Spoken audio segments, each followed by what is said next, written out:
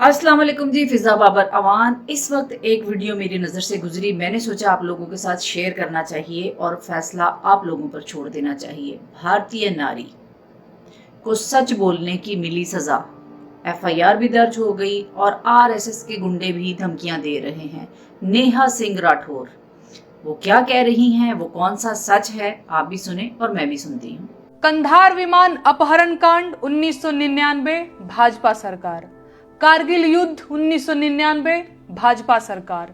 संसद पर आतंकी हमला 2001 भाजपा सरकार। अक्षरधाम मंदिर पर आतंकी हमला 2002 भाजपा सरकार। अमरनाथ यात्रियों पर आतंकी हमला 2002 और 2017 दोनों बार भाजपा सरकार। गोधरा कांड 2002 भाजपा सरकार। पठानकोट आतंकी हमला 2016 भाजपा सरकार। उरी आतंकी हमला 2016 भाजपा सरकार। पुलवामा आतंकी हमला 2019 भाजपा सरकार। पहलगाम आतंकी हमला 2025 भाजपा सरकार। देश में अब तक के सारे बड़े आतंकी हमले भाजपा की सरकार में हुए हैं और भाजपा की सरकार आते ही देश और देशवासी सभी खतरे में आ जाते हैं। बिहार चुनाव करीब है और देश में जैसे ही चुनाव करीब आते हैं कहीं ना कहीं आतंकी हमला हो ही जाता है और युद्ध के बादल घिर जाते हैं। पहलगाम हमले के बाद से ही सरकारी कवियों ने पाकिस्तान के खिलाफ मोर्चा खोल दिया है और वीर रस की कविताएं पढ़ना शुरू कर चुके हैं। अब इन्हें पाकिस्तानियों के कटे हुए सिर चाहिए।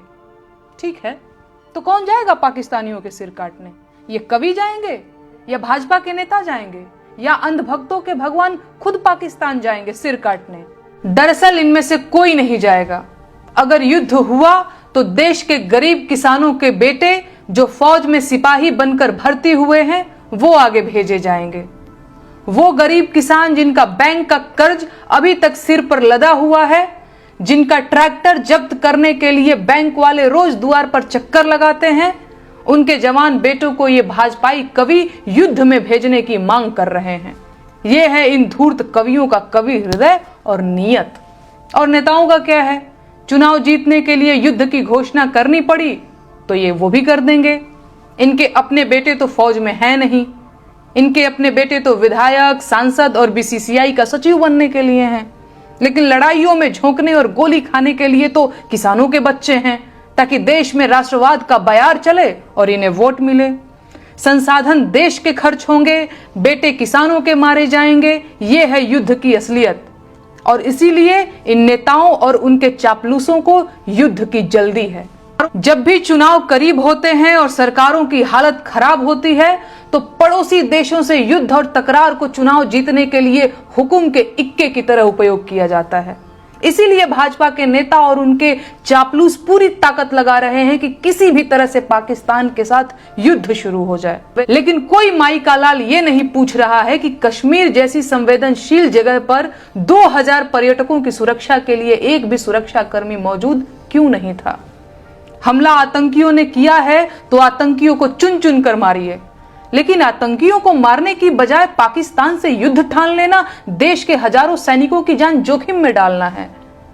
जिस क्रूर आतंकी हमले को वजह बताकर पाकिस्तान से युद्ध करने की बात की जा रही है, उस आतंकी हमले में किसी भाजपा के मंत्री ने अपनी चूक क्यों नहीं मानी? देश के गृह मंत्री ने अपना इस्तीफा क्यों नहीं लिखा? और प्रधानमंत्री को हमले के तुरंत बाद आतंकियों को धमकाने के लिए बिहार में रैली करने की क्या जरूरत पड़ गई?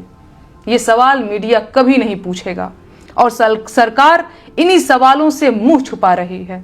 इसीलिए अंधभक्त इन्हीं सवालों को पूछने पर मुझे धमकियां और गालियां दे रहे हैं। लेकिन मैं ये सवाल पूछूंगी, पूछती रहूंगी, क्योंकि मैं अपने देश को युद्ध की आग में नहीं झोंकने दे सकती। ये देश आपका अपना है, इसे युद्ध से बचाइए। जी तो जनाब, आपने सुनी नेहा सिंह राठौर की बातें। सच जो बंदा बोलता है उसको सजा मिलती है। और मैंने अपनी पिछली वीडियो में कहा था कि नरेंद्र मोदी इंडिया के लिए फिरौन है। मैंने गलत नहीं कहा था, मैंने सही कहा था। वहाँ की आवाम जो सच बोलती है उसके साथ जो जुल्म किया जाता है वो मैं और आप सोच भी नहीं सकते। अल्लाह ताला उन सब पे रहम करे।